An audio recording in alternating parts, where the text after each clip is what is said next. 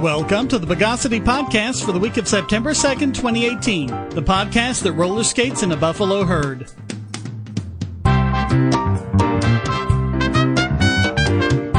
This is your host, Shane Killian, and please welcome back after a long absence, Jonathan Loesche. Great to be back, Shane. It's been too long. So what you been doing with yourself, John? Let's see here. I moved. That's a melanoma surgery. Got a new job.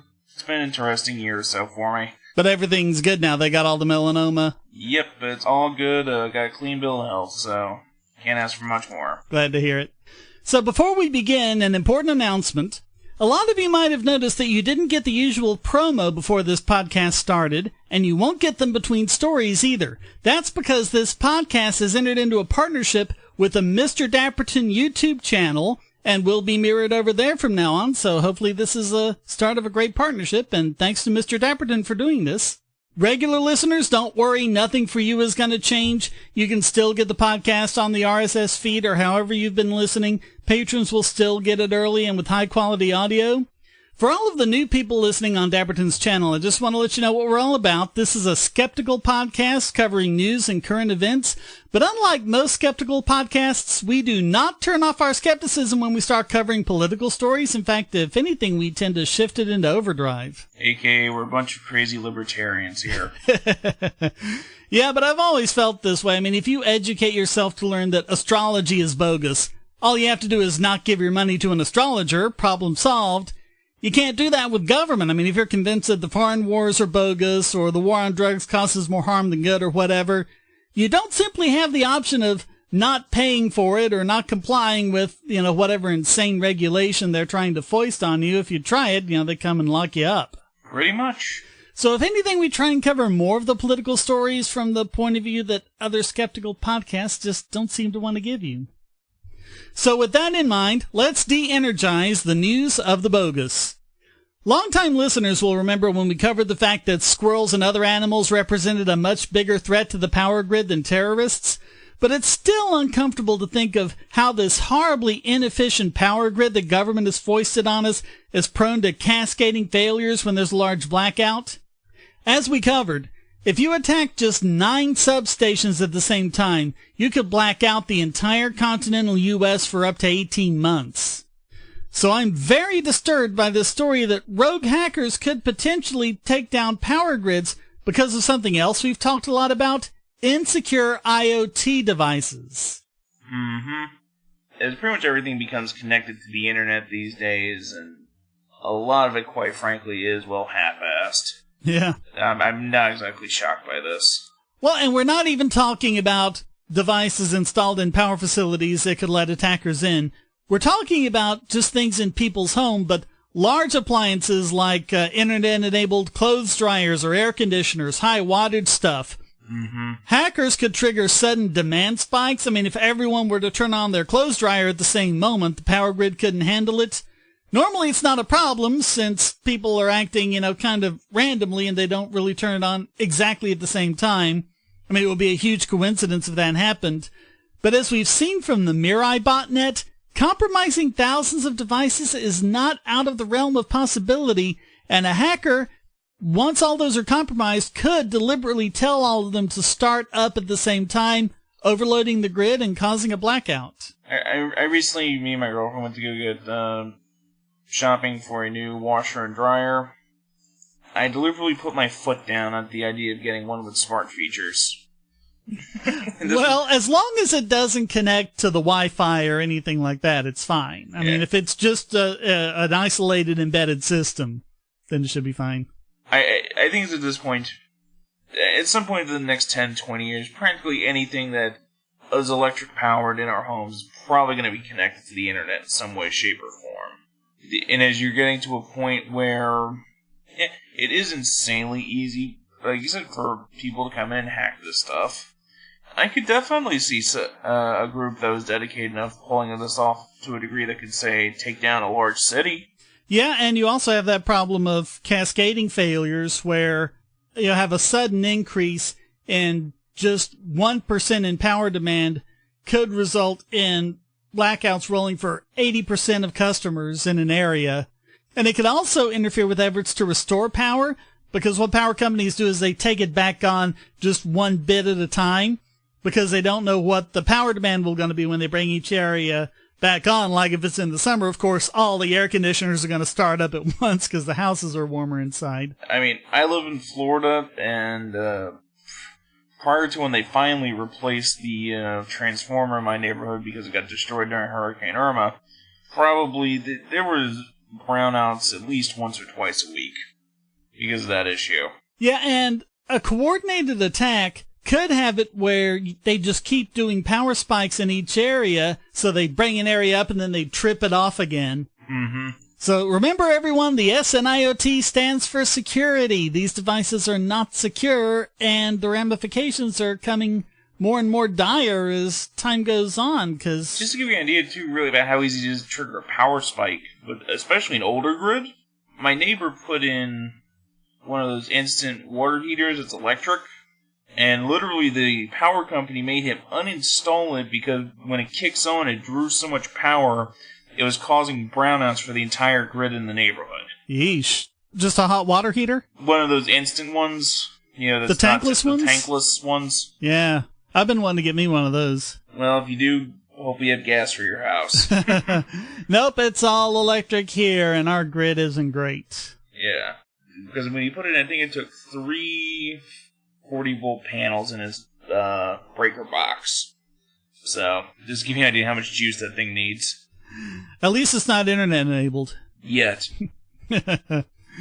Yeah, and I mean, that's the problem. It wouldn't be so bad if they would put security into the design, but a lot of them aren't doing security at all. A lot of the rest of them are just kind of like tacking it on as an afterthought. Mm-hmm. Which means that as long as you get around that, then you pretty much have, full control over the device. Hey, at least we can play Minecraft on your Samsung refrigerator. Hey, what more could be better? Mm-hmm.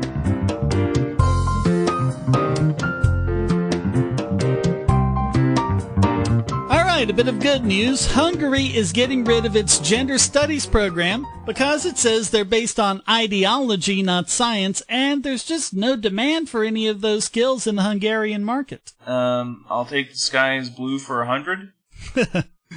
Hungary's Secretary of State of the Ministry of Human Resources said that these courses are just like Marxist-Leninism, a completely inappropriate matter for university-level education with no economic rationale behind it. This has been something we've talked about for years on this podcast. This is the sort of stereotypical degree that people talk about of going $100,000 in debt and having nothing to show for it. Yeah, you might as well get a degree in basket weaving. Mm-hmm. And although I guess you could always sell baskets if you have basket weaving, so that would be better, actually. This is true, yeah. At least you're learning a trade skill. This, you're basically learning a lot of talking points and how to save or solve somebody else's fault. There are really 2 universities affected by this, as they're the only one with gender studies courses, ELTE in Budapest, and the George Soros-owned Central European University. This year, there were only 11 applicants admitted into the program at ELTE and 2 at CEU. Yet, according to the minister, these programs, quote, take away valuable resources from other programs, deteriorating the economic stability of universities. The purpose of these institutions of higher education is to meet genuine social and labor market needs. Mm-hmm. And I think that's the key word there, genuine. Yeah. Well, at least Hungary seems to realize there's a difference between education and ideological indoctrination. Now, if only other countries would do the same. Exactly.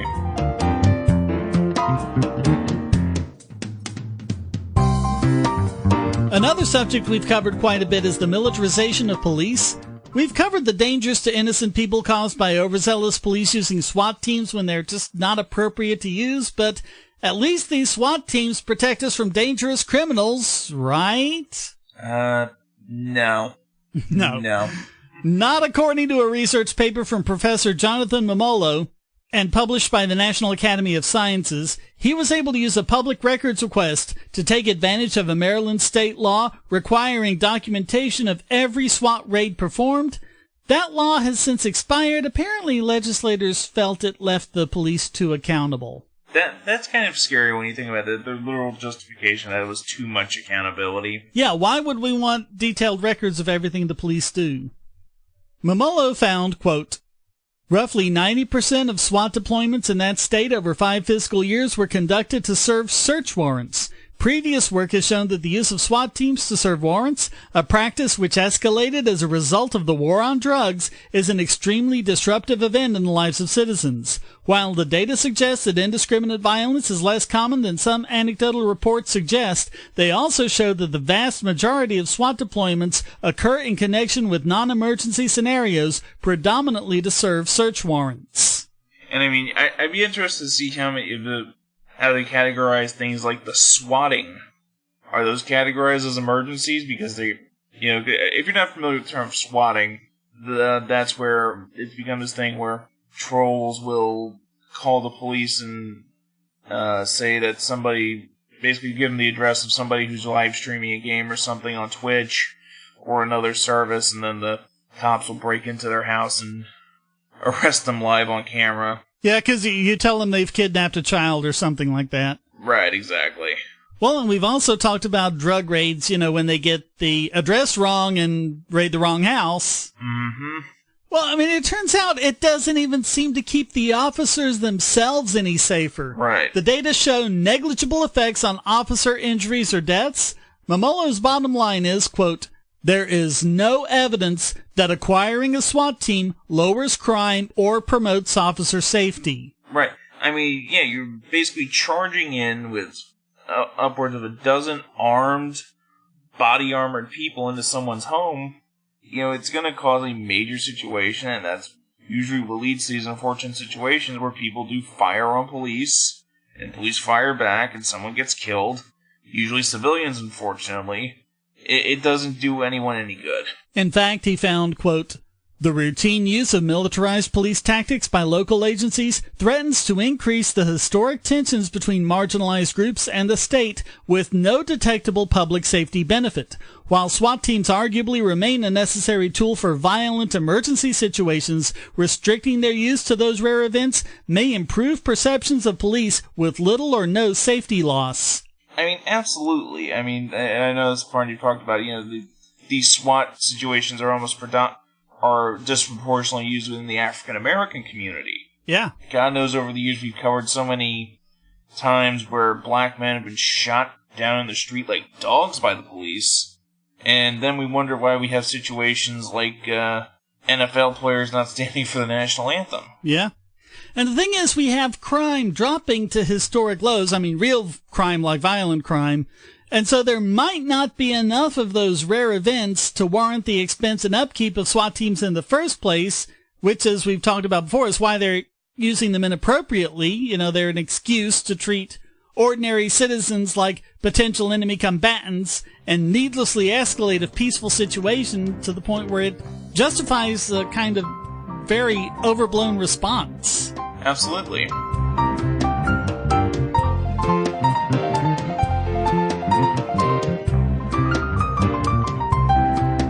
And now it's time to re-engirdle this week's biggest Bogon emitter. And this week it goes to veggie giant Tofurky, who is suing the state of Missouri because they want to call their meatless products meat. There's something about false advertising there that I'm thinking about. Well, and isn't the idea that they're targeting vegetarians who don't want to eat meat? I don't know. I mean, I've seen all those, I see them in the freezer. They market them as chicken patties, but really they're made out of vegetable and turkey and stuff. I've seen those in those for years, but I guess they don't actually call them meat. I've never really looked on the box.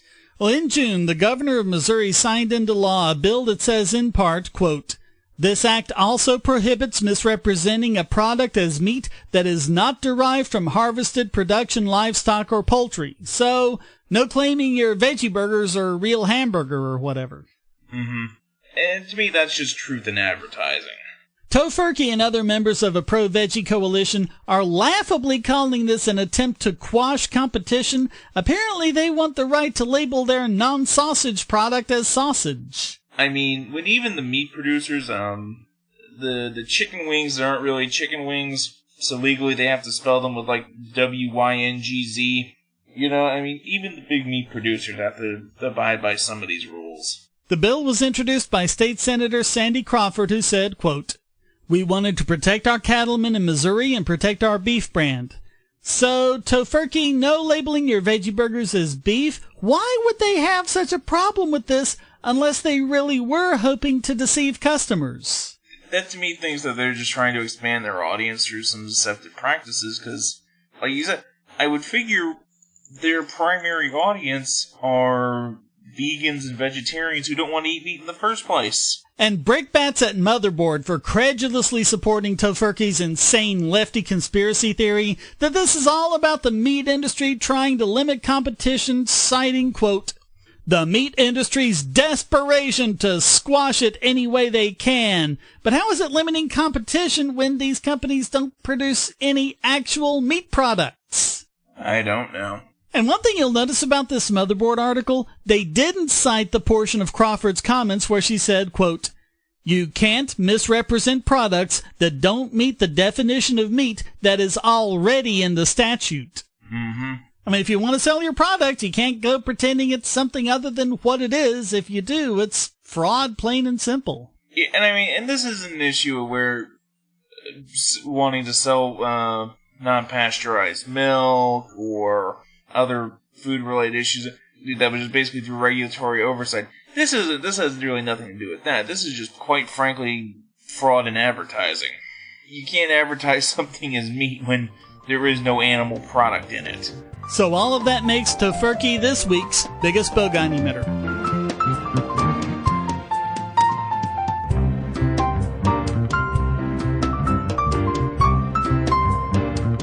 And now let's run through the rinse cycle this week's Idiot Extraordinaire. And this week it goes to the new Hanover County Sheriff's Office Gang Task Force for what they claimed was one of the biggest drug busts in North Carolina history, seizing 13 pounds of what was supposedly fentanyl that ended up being, get this, flour and sugar. Well, somebody's got to make the donuts somehow. I guess you can bake with it, just not in the same way. Mm-hmm. The baking products belonged to arrest victim Charles Batts, who said, quote, "If you can't tell flour from a drug, something ain't right." They're both white chain. Close enough. Hey, it's white powder. It must be illegal. The 13 pounds of baking goods would have been worth more than $2 million if it had been fentanyl, but in reality, it was stuff you could get for $8 at the supermarket. NMS Labs confirmed that there was no fentanyl or any other controlled or non-controlled substance mixed in with it. This is just... We've covered plenty of dumb police busts over the years, but this is an all-timer right here.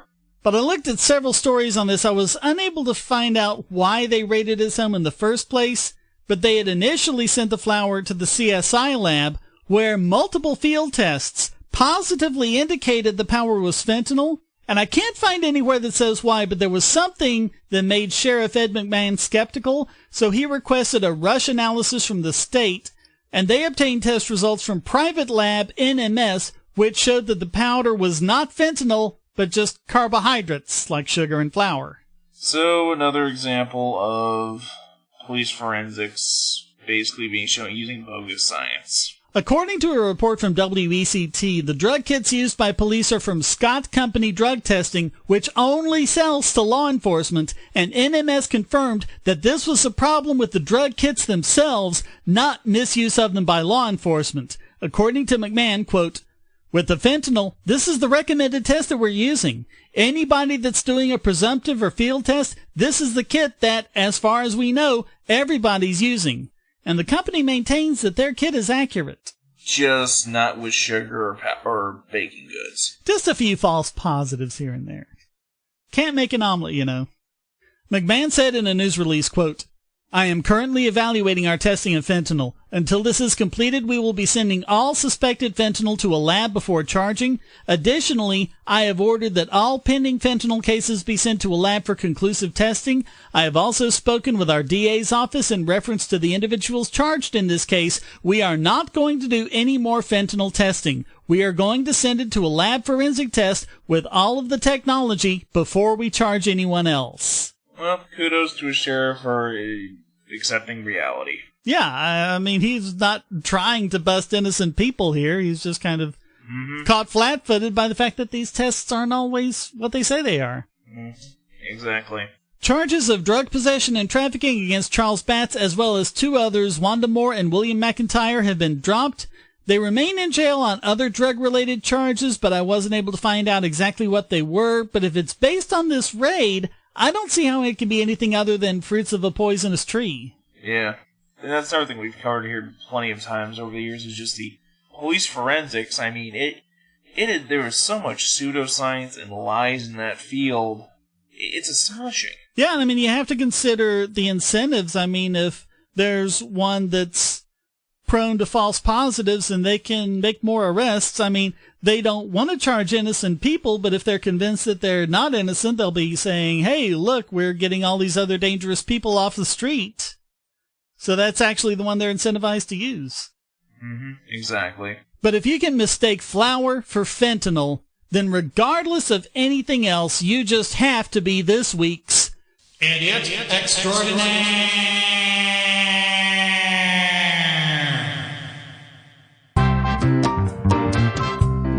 Well, that wraps up this 3 stop signs, 2 police officers, and 1 police car edition of the Bogosity podcast. Come join the discussion at forum.bogosity.tv or discord.bogosity.tv, and feel free to send a question, statement, news article, or rant in text or audio to podcast@bogosity.tv.